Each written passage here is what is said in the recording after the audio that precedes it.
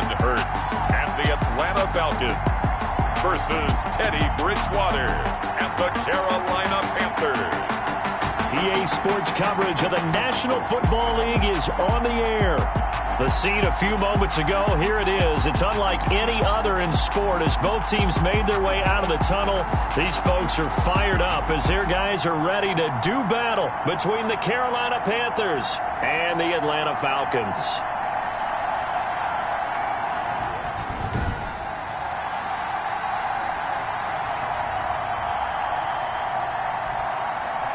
Again, everyone, Brandon Gaudin along with Charles Davis. And, Charles, we take a look at this Falcons team as they enter play. They come in off a loss last time out, but they've been playing better than 500 ball the last couple months. 5 wins in their last 8 games. On the other side of the field for the visiting Panthers, they've been as hot as anyone. The win last week makes it 9 out of 10. The results are hard to argue. If there's a team better suited for the postseason right now, I don't know who they are. And they will elect to not bring this one out as our first drive will begin at the 25. So here are the Panthers now for their opening drive. And they'll be led out by their quarterback, the former Louisville Cardinal, Teddy Bridgewater. What I enjoyed this week is that you asked to talk to his offensive center before the game and find out a little bit more about him and what the relationship is. And that was a pretty positive story, wasn't it? Yeah, and really what I took away from that is just how it has permeated throughout the entire offensive line, the relationship they've had. It's really a group that's in sync. They care about him. That's the thing. They really care. And when you care that much, you're going to play that much harder for him and give a better chance to lead the team to wins. 6-yard pickup brings up second. They'll come up now 2nd and 4 from the 31. Out of the gun, Bridgewater. Pressure brought in, and the Falcons get there for the sack. Keanu Neal with a safety blitz for the sack. Oh, these strong safeties, some people may not realize it. It's really like an extra linebacker, right? It really is because they're hybrids. Half linebacker, half defensive back. The linebacker in him on that play emerged. So Bridgewater needing to work a little magic after that sack on a 3rd and long. From the gun, Bridgewater. And that will be incomplete. And 3rd down is a key down in any game you play. And 3rd down defense, something we've got to watch in this one. Got to be effective on the passing downs. That's a pretty good first step right there. They only punted twice in the win last week as he gets this one away. And taken right at the 35. Receiving team. No! So this will be accepted as it moves the offense backwards. So the special teams penalty cost some yardage there as they come out on 1st and 10. Going to give this time to the tailback. And he'll take this one for about 4 up to the 40. Carried by number 31. The numbers for him from a week ago.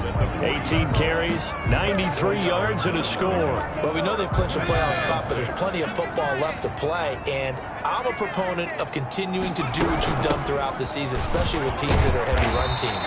Because if you throttle back too early, you lose the rhythm of the run game, not just with the runner, but with the offensive line as well. 7 yards there and a 1st down. 7-yard line.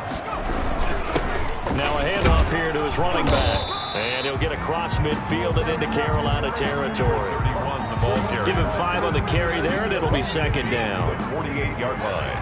A gain of 5 brings up 2nd and 5. Now they'll run it on the toss.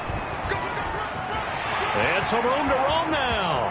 Past the 20.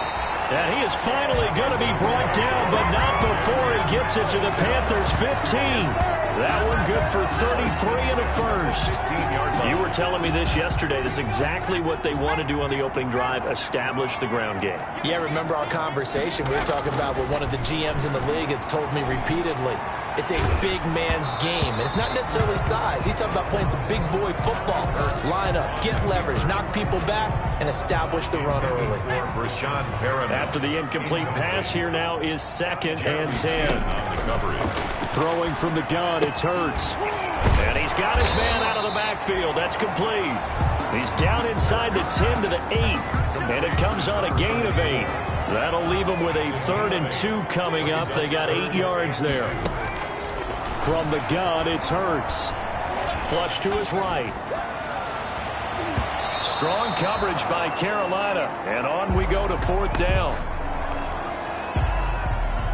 So with 4th down looming, Dan Quinn sends out his field goal unit from the right hash, and this one just a chippy. And this one is right through.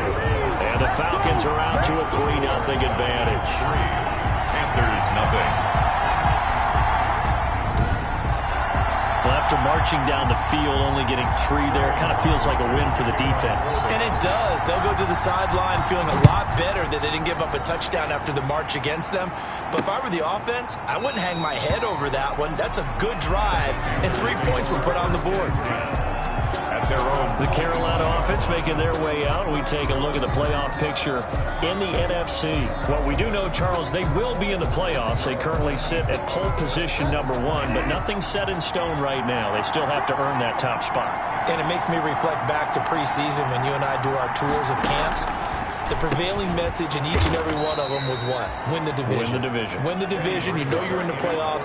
It means something. It means a home game. It means a number of other things, but winning the division is paramount. You're right. They won't step off the gas here. Now the 2nd down throw on target.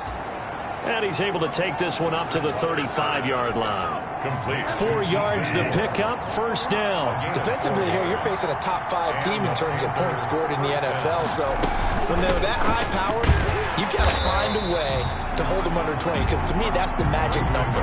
20-point score. Give yourself your best chance to win. So if they're up around 24, 28, 30, they could be in some trouble. And I think so, because then you turn it into a shootout. And that means your offense has to keep pace. On 2nd and 12, Bridgewater flushed out right. Now he'll pull it down. And give him 10 that time as he was able to get away from the pressure and get a nice gain. And for the Falcons, 5 men in the secondary, now on 3rd. Third down. They'll try and pick it up with McCaffrey. He's not going to get there. That won't even be close. It was blown up in the backfield. Tough sledding. They lose a yard there on 3rd. This defense is a difficult one to prepare for, one of the best in the league. They'll come at you from all angles, and they did a nice job there stopping him for a loss.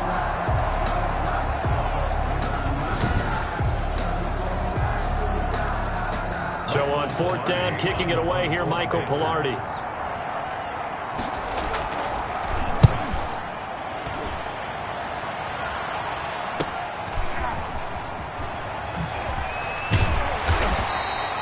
So a good punt, but a solid 12-yard return.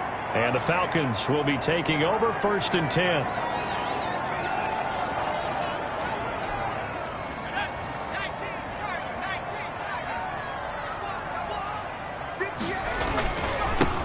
And now here's a carry heading left.